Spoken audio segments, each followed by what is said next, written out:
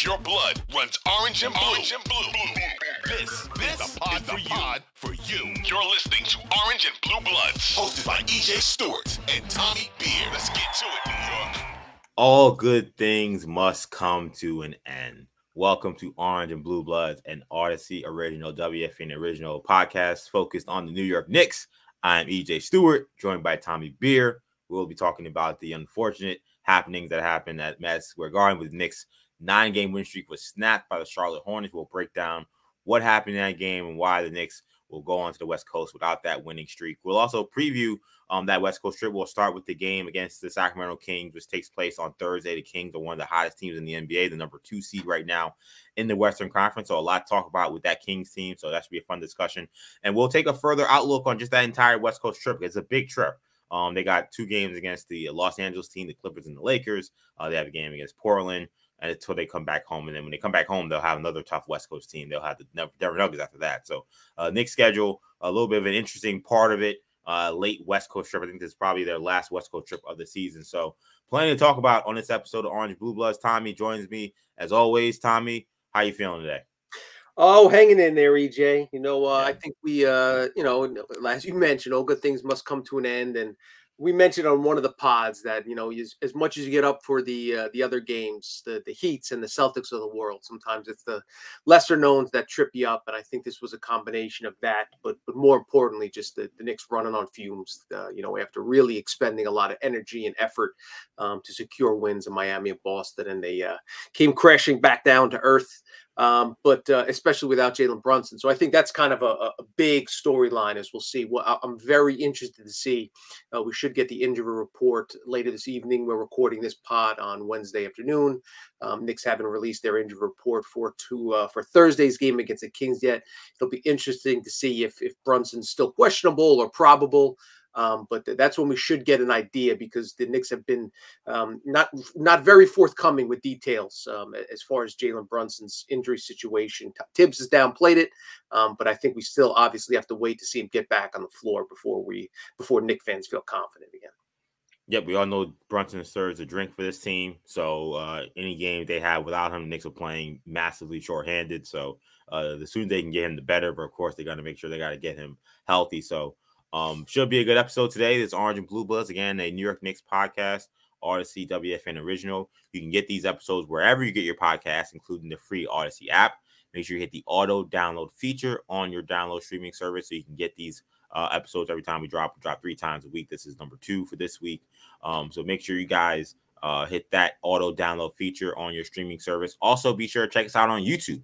You can find us on the Audacy Sports channel, where we post not just the full episode of this podcast, but also segments of each episode go up as well. So make sure you subscribe to the Audacy Sports channel so you can get these episodes of the podcast via video in that instance. So plenty of ways to get us. Make sure you listen to us in all ways possible, supporting your guys, EJ and Tommy here. But let's get right to it, talking about this game. So it was fun while it lasted, but the New York Knicks winning streak is over, snapped at 9 games. The team was stunned by the Charlotte Hornets at Madison Square Garden last night. Final score 112-105.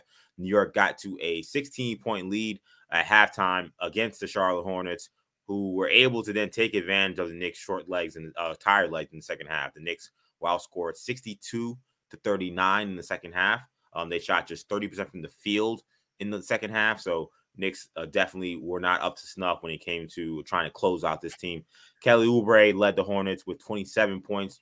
Terry Rozier had 25. Great. Gordon Hayward also had a big game. This one hit some big shots in the fourth quarter. So Hornets flat out outplayed the Knicks down the stretch. The Knicks did get 27 from R.J. Barrett. He was their leading scorer. He did not get much help on the offensive end besides of that. Julius Randle, 16 points, 5 for 17 shooting. Emmanuel Quickly, 14 points, 5 for 16 shooting. Both of those guys logged major minutes and made big plays in that Boston Celtics game. Those guys unable to replicate that kind of production in this Hornets loss. Jalen Brunson, as we mentioned, remained out in this game as he continues to recover from a sore foot. So let's talk about this game first. Tommy, do you attribute this loss essentially to fatigue? I mean, when I watched this game, it felt like when you look at the amount of offensive rebounds the Hornets were able to get, the Hornets have just seemed like the much fresher team, much quicker team. Do you attribute fatigue to this loss? Yeah, I think definitely in the second half. Going in, I think a lot of folks were wondering double overtime in Boston, right down to the wire. Miami, just game after game after game of hot, they expending mental, physical, everything you could, leaving it all out there on the floor. We talked about last Friday before the Celtics game. Julius Randle forgot what question he was answering because he said he was so exhausted. Yeah.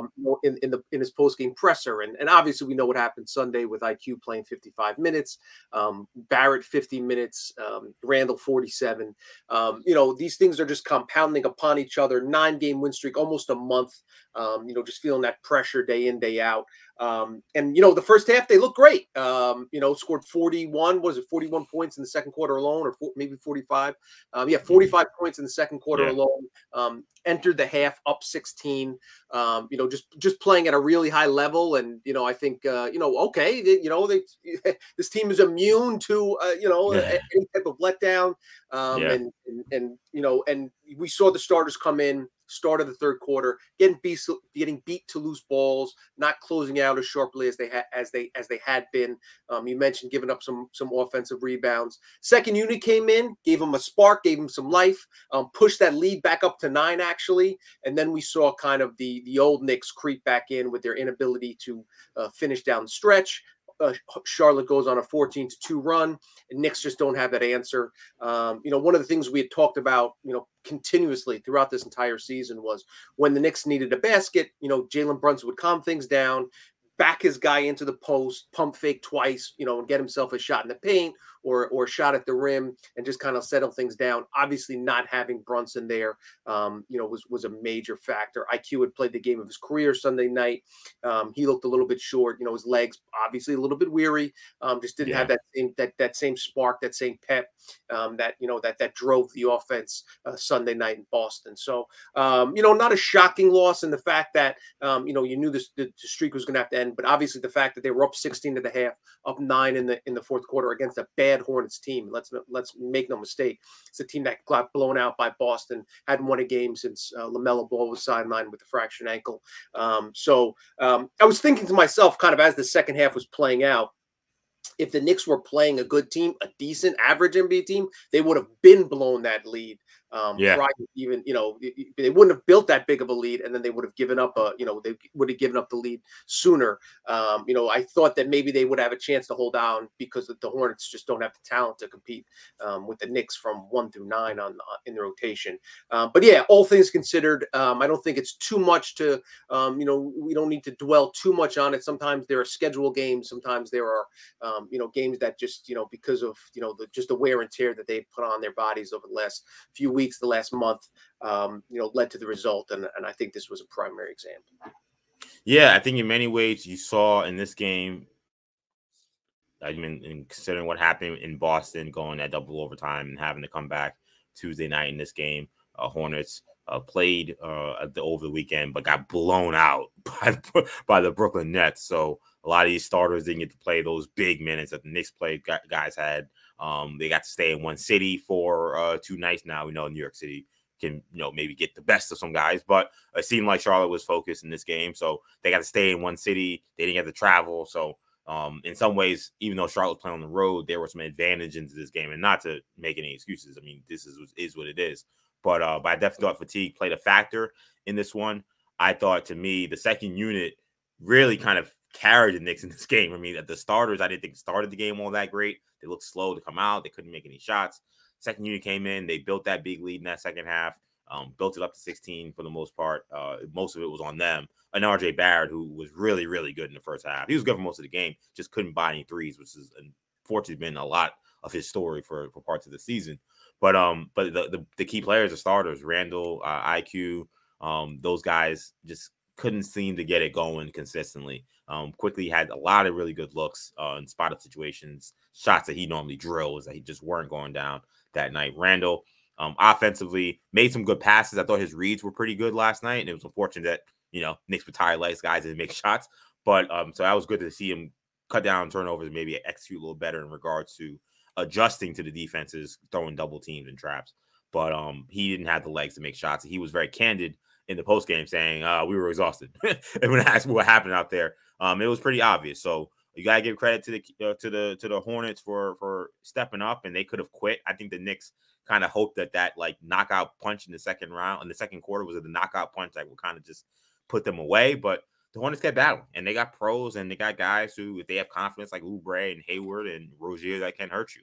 It was a little ironic to see a team that has 21 wins, flexing as much as they were last night. Like, I guess playing in front of the Garden crowd, you'll get some of that. But I was like, Oubre might have flexed more times after buckets than the Hornets have wins this season. Like it was like crazy. Every basket he's doing some kind of gesture. I'm like, my God, like, okay, dude. But yeah, credit where credit is due to the Hornets. But yeah, a lot of this loss was just on fatigue. Unfortunately, couldn't finish it out.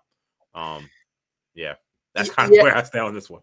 Yeah, and I think a couple points. One on the RJ Barrett. I think yes, he finished with a game high 27. But he was also 4-15 from the field in the second half. Like this game felt a lot like the games when the Knicks didn't have Brunson and Randall kind of tag team in years past, where you get a high volume Randall, but it's not an efficient Randall, and that leads to varying swings back and forth, and sometimes not having the ability to close out teams.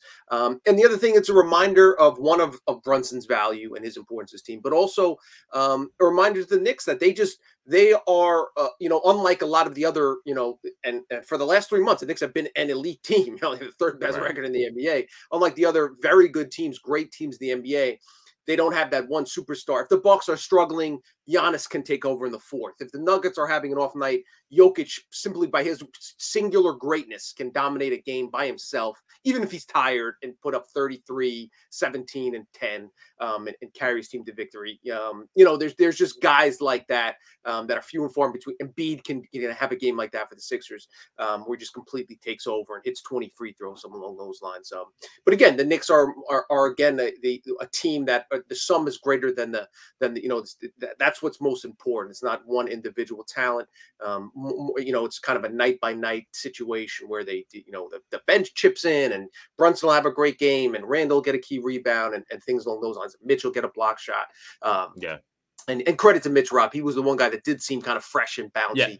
He played less than some other guys, but again, he continues to dominate the glass and dunk the ball at will. So that's good to see. But yeah, I think those are just kind of the takeaways. Again, the importance of Brunson, and the Knicks have to basically stay on their P's and Q's every night. They have a lot less margin for error than the other teams at the top of each conference. I also thought the Knicks didn't do necessarily a great job when calls didn't go their way. Yeah. RJ, I thought a very questionable review that was overturned on a foul that they said was a block. I mean, I don't know how you could tell Hayward actually blocked that shot, but even if you did, there was still a lot of contact. So that seemed like an extremely questionable call to overturn. I mean, if you called it on the floor, you call that a block, maybe you overturn it. But the overturn that from foul was I thought a momentum changing play. Random throws Rozier into the front row, and he's saying, "How is that a foul?" And I thought that carried into the next possession. And I was surprised he didn't get a tech or get thrown out to end the game. Yep. So it just seemed like, and the rest didn't. The rest let these guys play, and for the most part, I'm always going to be a little for rest letting guys play. So I'm not gonna. This is not gonna be. I knew I bang on the rest a lot in this podcast. This will not be the podcast. I do that. I do think that the Knicks, though they didn't maybe get calls that should have gone their way, they didn't handle it very well down the stretch either. And the one last thing I'll say on the fatigue is I always, to me, people will point to fatigue and say, look at often defense and rebounding, and that is true. But and they showed their ugly head in this game. I thought the third quarter they looked tired, and the Hornets ran them out the gym in the third quarter. They had a big offensive off. I think they had 37 points in that quarter. And then there were plenty of offensive rebounds gave from that quarter as well. So I'm not saying that wasn't also part of it, but a lot of times I'll actually focus on offensive execution down the stretch, because to me that is when it's hardest to execute your offense, and it's because the game gets slowed down and bogged down. It's easier to kind of get lazy and kind of say, okay, let's just stand in the corner and let a guy just go 1-on-5. And that's what I think you saw a lot of the Knicks doing. They didn't really get into their sets effectively. It's been a problem all season. But I thought last night particularly, they were up 9 points with 6 minutes left. And then it was just, blanketed basically for the rest of the game. Their offense completely shut off, and they didn't seem to find a way to get easy baskets. And I think that in many ways sometimes can be even a larger tell about how bad fatigue is, because That is when you need to dig your deepest to run your best offense, and the Knicks couldn't do it at that stretch. And also just knocking down shots. I mean, that's it too. Yeah, the Knicks were short on some shots, and and again, it's the cumulative impact of years. We've talked about Grimes playing a lot more minutes than he had, and this, kind of his real rookie years. He's playing the most minutes he has, and I think he's had a tough time, adjusting to the 3-point line too. We just kind of assume these guys are big and strong, but his above the break three this year is, I think, sub 30% or right around 30%. He's been more effective in the corners, especially that left corner. But that's another sign of wear and tear, and obviously quickly didn't have that same kind of spark. So it kind of lends itself to the conversation of how do the Knicks handle these next 5 weeks? This next month, this final home stretch of the regular season. Obviously, you want to secure most importantly, you want to secure playoff position, which means not falling below 6. But obviously, you also want to stay in that 5-4 slot to avoid playing most likely the Sixers if you fall to 6. And the Nets, after their surprising, shocking 28-point comeback victory over the Celtics, they've now won 3 in a row. They're just a game behind the Knicks, so they don't have that much room to play with. But again, I'd say if I had to, sacrifice one to get the other, I really hope Tibbs keeps an eye on the minutes. Maybe the front office whispers in his ear, like, listen, we need to make sure we are as close to 75% or 80, whatever the highest level of, everybody's worn down, everybody's nicked up. They've been playing basketball for 4 straight months now. Even the most finely tuned athletes are going to be impacted some way, shape, or form. But you just want to keep an eye on keeping those guys fresh physically, mentally, over the kind of stretch of the season. That's where the veteran experienced playoff teams, the Bucks, the Warriors, those kind of clubs, will have an advantage because they're just used to the grind and then ramping it back up once the postseason tips off. So it's a fine line the Knicks are going to have to walk here in between reducing Randall's minutes just a tad. They gave Brunson this game off, maybe erred on the side of caution, and while still maintaining that 5th seed position where they are right now. The good news is they're only a game ahead of the Nets, but they're still 3.5 games ahead of Miami. So that's working in their favor. That gives them at least a little bit of breathing room. And I thought last night, Tuesday night, could have also been humbling as well, because look, they're playing great, they're winning all these games, and I'm all for these guys pushing the chest out a little bit. But you got Randall saying, "Hey, load management, I got my own signs." You got Tibbs, making jokes about the minute police in the press conference. Look, they're winning these games, so I'm not gonna go crazy. But like, I kind of saw those comments, and I'm like, I mean, like at this point, if you're saying the expectations are raised, like, are there bigger goals beyond just making the playoffs? Like, right. like if those are bigger goals, like, I think that you can't have such a cavalier attitude to understanding what these guys' minutes are and their fatigue and things like that. So maybe, and then Randall will come around and say, "Well, I was tired." I'm like, "Well, what happened to your own signs? I thought that you had this all figured out. Now you're telling me you're tired." So I do hope that maybe this kind of resets the organization's thoughts a little bit, because that was a bad loss. You're up by 16 points against one of the worst teams in the NBA. And they look like one of the worst teams too. It wasn't like a team that looked good when they beat the Knicks.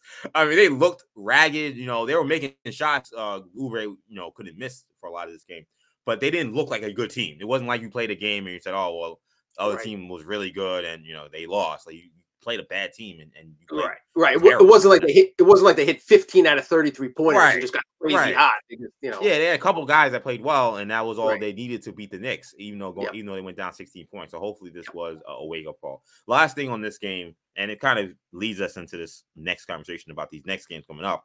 Any more concern about the Brunson foot injury? I mean, you talked about. I think it was accurate to say that it kind of feels a little secretive of what's going on, because like, we saw him leave the Miami game, which you astutely noted, with a ankle injury to the right ankle, and they've been saying it's a left foot soreness still, which is not to deal with the right ankle. So we haven't heard much on it. Like, Tibbs said, he doesn't think it's serious, but when they asked him to get MRI, he was like, "I don't know." It's like, well, how do you not know? So some of these things were a little weird. So are you any more concerned about Brunson moving forward with this injury, or do you think that the Knicks are just playing it safe? I think they're just playing it safe. I don't think Knicks fans need to panic just yet. The Knicks, like most, not even most NBA teams, most professional organizations, will tell you as little as humanly possible, as basically as little as they're legally required to do so in today's gambling world. And they're just gonna, keep as much close to the vest as possible. The fact that Brunson's been on the bench, he seems to be laughing and joking with teammates and things along those lines. Tibbs did say that he will fly to Sacramento with the team after Tuesday's game, which is encouraging. Certainly, if he didn't make the trip, that would obviously be. But again, I think it's just, instead of speculating and, too much, we'll wait until the injury report comes out. I assume he'll be listed as questionable. If he's listed as doubtful, obviously a major concern because he's trending in the wrong direction. Ideally, he'll be listed as probable. But we'll see for that injury report, and then we'll see Thursday morning shoot around out in California. That should tell us a lot, and hopefully Tibbs gives the media out there an update, and we'll go from there. But yeah, listen, make no mistake about it. The Knicks go as far as Brunson can carry them for the most part on many an occasion this season, and it's impossible to overstate his importance. So at this point, I don't want to say Knicks fans are waiting on pins and needles, but let's just say they'll breathe a sigh of relief if and when they get some good news on the Brunson front. Yeah, you're right that it's good that he's been engaged with the team. He's been on the bench and he's been with the team for all these games. So that's been good to see. This trip is important. And, one thing we've seen with this Knicks team is when they've gone on these long win streaks, they've often given a lot of these games back immediately. Like they'll go on a 4-game losing streak right after, a 5-game losing streak right after. So, that's part of the reason why a game like that was tough to swallow, because you're playing against such a bad team and then you're up 16 points and you don't find a way to get that done. But then now you add the Brunson bit to it. Now you're going on the road. Now you're going on a West Coast trip. You got some pretty good teams you're playing. You don't want this thing to fester. So it's a balancing act. You got a lot of guys that could probably use a blow. A lot of guys that maybe it would be nice to have Brunson back in the lineup. Maybe IQ doesn't have to play 35, 40 minutes the way he's been playing recently. The 55-minute marathon he ran in Boston on Sunday. So the Brunson thing definitely an important thing to follow. But let's shift gears and talk about these games coming up. So the Knicks late night action for the New York Knicks returns this week. They head out west. They will take on the Sacramento Kings on TNT Thursday night. So a rare kind of spotlight game for those teams to be playing each other on a TNT game. I can't remember the last time those two teams played each other on national TV. The Kings are one of the hottest teams in the NBA. They've won 9 of their last 12 games. They are the number 2 seed right now in the Western Conference. Mike Brown, my vote for Coach of the Year right now, has done a phenomenal job this season. They beat the Pelicans on Monday without all-star guard De'Aaron Fox, who has been dealing with some hamstring soreness. Head coach Mike Brown says it was his call to sit Fox, who wanted to play in that game. So you think that maybe that was one of those rest deals and maybe he's back for this one. But, of course, we'll have to see how their injury report falls out. The last time these two teams played was December 11th when the Knicks throttled the Kings 112-99. De'Aaron Fox also missed that game as well. So the Knicks have not played a full Kings team yet this season in their one match that they had. So when you talk about this matchup, I know the matchup I'm looking at, regardless of Fox plays, because of the history between these two guys. But what matchup are you looking at with these two teams, in the Kings and the Knicks? Yeah, first and foremost, there are just about the Kings. Let me first and foremost say I've joked with them in the past and even heading into the season that trading Tyrese Haliburton was a terrible decision. I couldn't believe they did it. He's one of the primary point guards. The Kings, as of this morning, are second place in the Western Conference, which is crazy. So credit to them, credit to the organization for rolling the dice on the Domantas Sabonis deal. Sabonis has played incredibly well since arriving in Sacramento, and he's been paired well with De'Aaron Fox. So good for those Sacramento fans that will finally snap the longest playoff list streak in the NBA this season. And just the fact that, how about the Knicks playing the Kings? There were 8 teams in the NBA with 38 or more wins this season. 2 of them are the Kings and the Knicks. Who would have figured that on opening day? You would have got some pretty long odds had you been able to say that. So just and one other thing to mention regarding the Kings, not only have they won 9 of 12, not only are they second place in the Western Conference, and they've won 6 of 7. They haven't played since Monday. They've been home since February 28th was their last road game. They played Wow. their last 3 games have been home games. So a massive, there's certain websites that compare rest, who has the rest advantage in certain games. This is a massive rest advantage game for the Kings. Not only have they had 3 days off, not only have they been home, the Knicks are playing, as we talked about, right to the buzzer Friday, double overtime Sunday, another game right down to the wire Tuesday. Get on a plane, fly out to California, play on the road Thursday night against a rested Kings team. So there's a lot working in the favor of Sacramento in this game, something to keep in mind. I'll be interested to see what the spread is coming at this one. But yeah, so those are the things that I think are definitely worth mentioning, heading into Thursday's game. Matchups wise, what do you got? What's one you keep? I mean, to me, whenever Randall sees Sabonis, it's usually war. That's how it's been since those two guys have matched up in the Eastern Conference. I don't know why. I don't think there's anything personal between these guys. I know these guys have battled for all-star spots in the past.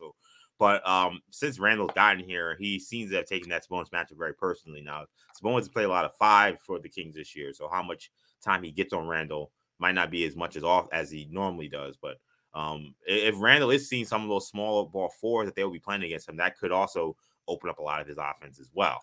They play a lot of Keegan Murray at the 4. Harrison Barnes, who also plays a lot of 4 as well. So how Randall does against their front court as a whole, I think will be the matchup I'm looking to watch, because he had a lot of ragged games last season, but the one game that stands out was the 40-point special he had against the Kings, where he hit like 7 or 8 threes in that game. And it kind of goes back to that consistent theme of if Sabonis is on the court with him, he's going to show he's the better player. So I would definitely expect Randall to bounce back from the performance he had against the Hornets with the big one in Sacramento.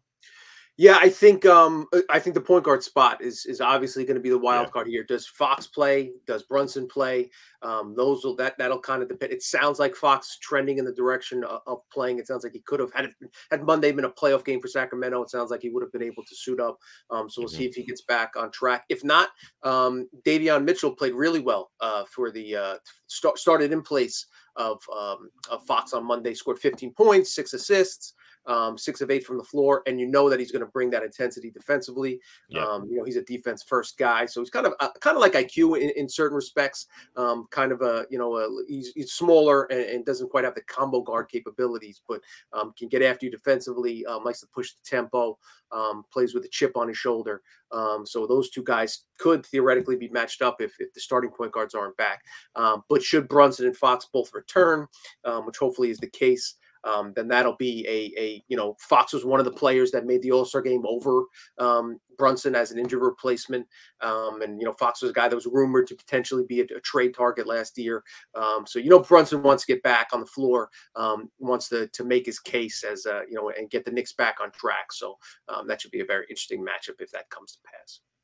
Yeah, and when you talk about this Kings team, even without Fox, they are extremely dangerous offensively. But Sabonis plays essentially a point center kind of role for them. He averages almost 7 assists this season. When you talk about where they rank, second in field goal percentage, they're up there in 2-point percentage. They're first in the NBA, third in field goals made. I mean, this is a very dangerous offense. Of course, number 1 in the league in points per game at 121.1 points per game. So when you talk about this Kings team, it should be a clash of styles. The Knicks don't play. They kind of pace the Kings play.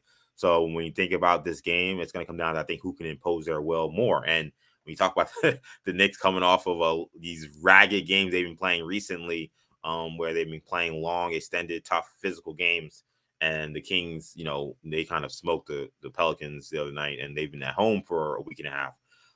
You would think that they may be able to come out and really kind of impose their will on how they want to play on this game. It's been really fascinating watching this Kings team this season, because Mike Brown came in with kind of like a mandate to improve their defense, which he has. I mean, they were historically bad for the last few years. They're still not a great defensive team, but they've improved in certain parts. They're a much better rebounding team this year, which is very important as well. But it's kind of been a remarkable shift for a Kings team that as you mentioned in the NBA longest playoff streak, they might have the longest playoff streak in all professional sports in America, I think. Right. All the major sports, between hockey, baseball, and NBA, obviously, and NFL. And to see how they've turned it around this season under Coach Brown, he deserves a ton of credit. Yeah, and I think that's an important point about the pace. I think that'll kind of determine the game. The Knicks more than likely um, aren't going to win this game 129, 126. If they're gonna be Right. successful, it's because it's going to be 104-99 or 111 to 106, something along those lines. They are going to need to control the pace, especially they're playing at a rest deficit. The Kings are going to look to come out flying and put the pressure on the Knicks and really make them run and make them work, make them exert energy right from the opening tip. If the Knicks can slow the pace down, control the defensive rebounds, and get back in, not allow too many easy buckets in transition, make it a half-court game, they greatly increase their chances to win. I think that's going to be one of the really early keys to this game. I think we'll get a feel of it, by halftime, by the third quarter. If it's trending in that really high-scoring direction, Knicks are in trouble.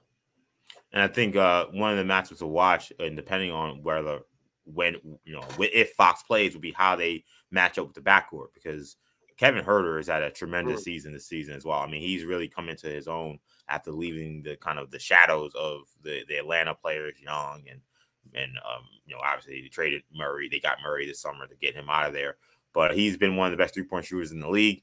And if Fox plays, that could mean, okay, I guess Grimes is going to be on Fox, but that could mean either RJ or Brunson, or if it's IQ, somebody's going to have to be able to stick with Huerter, because he could really rattle him off and hurt you from behind the arc. I mentioned Keegan Murray. He's a stretch 4 who can shoot the ball. He's shooting football 40% from the 3 this season on 6 attempts per game. So a lot of volume there. Malik Monk is a microwave scorer off the bench as well. So Knicks gonna have to defend the 3. They're really gonna have to. Their defense is gonna be extended. Whether it's Mitchell putting pressure on the paint because he can fly, get up and down the court, or if it's Fox, who is one of the best finishers in the league as a point guard, one of the best attacking guards in the league. Knicks are gonna be spread out defensively. They're gonna have to be all in their P's and Q's. But yeah, Huerter is a guy that I think also will be someone to watch in this one. Yeah, the Huerter deal, looks like an absolute steal for the Kings right now. They traded him for top 14 protected pick in the 2024 draft. So to get him for and he's still young. To get him for he's 24 years old.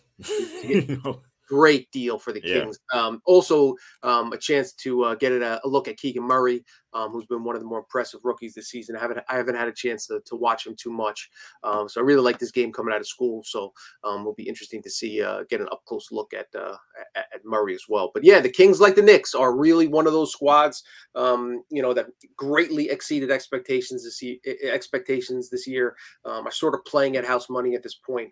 But they're not your older brother's Kings. These kids can play, and it'll be a challenge for the Knicks most certainly. Yeah, making the ghosts of Peja, Mike Bibby, and Chris Webber proud with the way this team is played. And I'll be curious to see what they do in the playoffs, because I remember a couple years ago, and I remember really standing my ground, because I really thought the Suns, the first year they got Chris Paul, he reached the upper echelon of the Western Conference, when a lot of people were kind of skeptical. And they came in that first round series against the Lakers, and it was a lot of, Suns have been good, but Lakers got LeBron, they got AD, they're not defending champs. Like they'll handle these guys. And my thing was, look, a lot of times the regular season kind of tells you the story what the playoffs are going to be, even though the names may be a little different or the teams may not be the team name brands you expect. The Suns ended up, washing the Lakers essentially in that series. I kind of wonder if the Suns will the Kings are that team this year. A lot of people will look at them, and I think whoever comes out of that playing, that there will be people racing to pick against the Kings, especially if it's the Lakers or some of these other teams like the Warriors, if they slip and get back into that playing situation. Like this Kings team, man, if you've been following them, I know a lot of people haven't. They are high flying. They score a lot of points, and they are very difficult to stop. Just looking at the Western Conference standings right now, it is amazing. I mean, you theoretically the lower seed could be favored in every single matchup. Yeah. For instance, you mentioned the Kings right now, that the Timberwolves and Clippers are in that 7-8 spot. So let's say the Clippers win. Clippers are going to be favored against the Kings in the first round. So. Then you got the Lakers and Pels 9-10. So let's say the Lakers, slip into that 8 seed.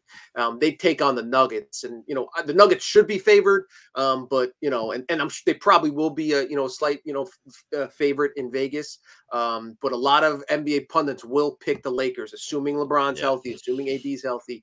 That's a scary team you don't want a part of. A ton of pressure on Jokic, especially with all the conversation around MVP tied to playoff success and that ridiculous conversation. Then you got the Grizzlies. The 3-6 would be the Grizzlies and the Warriors. The Warriors are who knows who knows what's going on, but the Grizzlies are a mess right now. Ja Morant and all the other craziness that's going on out in they lost Clark with the Achilles injury. Brendan Clark, that's a major miss. And then you got the 4-5, the Suns and the Mavs, whether they flip flop or not. But there's just so much parity. And one thing to mention, just credit to Adam Silver in the league office. This play-in format has been an incredible success. You got teams that normally would be out of it, fighting like heck, to qualify for the postseason. You got teams that normally would just basically cruise. They don't care if they get the 3 seed or the 7 seed or the 5 seed or the 6 seed. They're fighting like heck to avoid that 7th spot. So really increase the level of competition, the level of play, the level of interest from city to city to city across the country. This thing has been a major success for the NBA. Yeah, people will complain about the regular season not mattering, and maybe that's true for the first 4 months of the season. It is not true for between now and April. The regular season matters a great deal to like about 10 teams in both conferences who are trying to avoid that playing situation. So, and the amount of parity between these teams, I mean, from Dallas at 5 to Utah at 13, you're talking about a 3-game difference. So tell me that those teams don't care about whether or not they're making the playoffs. So it should be a very fascinating thing to watch. And we'll stay in the Western Conference a little bit here because that's where the Knicks will be. So the Kings will be the first of a 4-game West Coast swing. After the Kings game, the Knicks will travel to Los Angeles to play a back-to-back against the Clippers and Lakers. And once again, schedule not really working out well for the Knicks. 2 games back-to-back on Saturday and Sunday. Clippers Saturday, Lakers Sunday. That will be a national TV game, I believe, on Sunday. Then they will finish the trip with a game against Portland next Tuesday before they head back home. So a lot of games in this West Coast trip. It's not that they space this out very much. What will be your expectations for the Knicks coming out of this? I mean, you look at this 4-game stretch as a whole. I mean, do you feel good with 2-2? Is that like the what you're asking for here? Should you ask for 3 out of 4? Like what are you looking at here? Listen, the way the Knicks have been playing, you don't want to settle because, again, they've been great for the better part of 3 months now. Obviously, we had the hiccup Tuesday night. But, again, the rest schedule, the rest factor is a major thing here. They're going to play an already exhausted, weary team is going to play 3 games in 4 nights on the West Coast against 3 good teams. The Kings playing at a very high level. We know what the Clippers are capable when they're locked in. And then you got the Lakers who are playing their best basketball this season by far. Over the last couple of weeks, they will be without LeBron James. But again, they look like they finally hit their stride. They made some really good acquisitions at the trade deadline. So these are really challenging. I mean, I think you'd probably have to sign up for 2-2 right now if you could get it. They'll be favored in that Portland game. Portland's having another down year, but that's by no means a walk in the park. Anytime you got Dame, assuming he suits up, Jeremy Grant and the rest of those guys out in Portland, that the Knicks will want to win that game for Josh Hart. But yeah, those are challenging, tough games. That the Knicks, again, when you ratchet expectations, you don't want to go 1-3 now. Again, you don't want to, and obviously you don't want to, lose, go 0 for the West Coast swing and come back to New York on a 5-game losing streak. So you have to start to put together wins. You want to hold off the Nets. You want to stay in that 4-5 slot. These are pressure packed, intense games. So we'll see how the Knicks respond. Fortunately for New York, the schedule gets a lot easier once they get back from the West Coast. So this is kind of their last extended road trip, their last West Coast road trip. But they're kind of the toughest stretch of a 4-game stretch for the rest of the season. So for that reason, you expect them to really focus in, and maybe in retrospect, the loss of the Hornets will kind of, keep them hyper focused and get them back, as you mentioned, humble them a little bit, and get them back on task, as they head out for an important 4-game swing. Yeah, these are big games here. I mean, you mentioned a lot of storylines. I mean, we already talked about the Kings game. You talk about the Clippers game, a team that is thinks they're still championship contenders. But I mean, if you watch the Clippers, which I've watched them a lot recently because they've been on national TV a lot, something just seems off. Like I don't know, like the Russell Westbrook move has not worked out at all. It's a weird thing where sometimes it doesn't necessarily always seem like his fault, but it just wherever he goes, it just doesn't seem to work out. They were playing great before they traded for him, and now the Lakers are playing their best since they traded him. Right, since they traded him, exactly. So it just is, and it's every place he's been essentially, at least the last couple of stops. Yep. So like that hasn't worked out. So that'll be kind of interesting to get a close look at how that whole situation is going down. I saw the owner was already touting the new arena, so maybe they're looking ahead past the season already. Right. And then you got that Lakers team, like you said, they won't have LeBron, but AD was a monster performance in that game on Tuesday night. He had 20 rebounds in that one, busted his nose. He's going to have to go see a surgeon because it looked like he broke his nose in 5 different places. Finished that game. He's starting to maybe see the playoffs kind of in the purview, and he's like, all right, I'm just going to just push to the limit because he's starting to now take this team by storm, especially with LeBron now sidelined.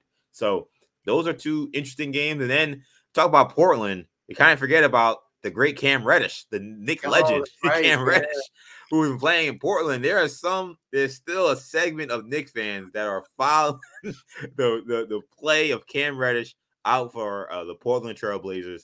And he's actually played okay. He's had some really good games for Portland. He's had some standout games. He didn't necessarily play great in their last game, a win over Detroit. But Cam Reddish had some big games. And God forbid the Knicks lose that game and Cam Reddish goes for 25. The storylines and the headlines and the tweets and the videos you're gonna see, it's gonna be something. So this is a very interesting kind of collection of games the Knicks have headed out west. I agree. I think you'll take 2 out of 4 in this one.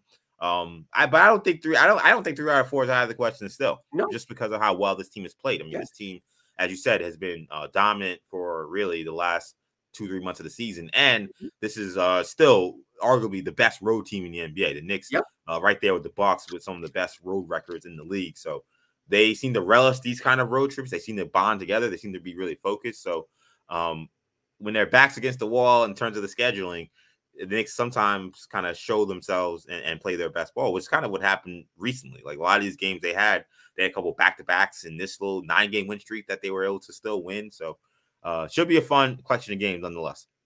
Yeah, 20-12. Knicks on the road this year, tied with the Celtics and the Bucks for the best road record in the NBA. I mean, that says a lot. So that's obviously something working in their favor. Absolutely. So should be fun to watch. Tommy, well, I know you're not going to be here for next episode, so you'll be with us next week. So I'm looking forward to having you back next week, as always. Tommy, let the people know where they can find you. At Tommy Beer on Twitter. You can find me, EJ_Stewart on Twitter, Action EJ on Instagram. That'll do it for this edition of Orange and Blue Bloods and Audacy WFN original podcast on the New York Knicks. You can get these episodes wherever you get your podcast, including the free Audacy app. Make sure you hit that auto download feature on your streaming service so you can get these episodes every time we drop. We drop 3 times a week. We'll have another episode Friday for you guys, so make sure you guys stay locked in here. We'll have a special guest on Friday, so that should be really fun. So make sure you guys stay with us on Friday. Make sure also check us out on YouTube. You can find us on Audacy Sports. That's the channel you can find us. Make sure you subscribe to the Audacy Sports channel. Not just the episodes of this podcast in full or drop, but also the segments from these episodes as well. So make sure you check us out on the Audacy Sports YouTube channel. But that will do it for now. Thank you guys so much for checking us out. For Tommy, I'm EJ. Take it easy, guys. Peace.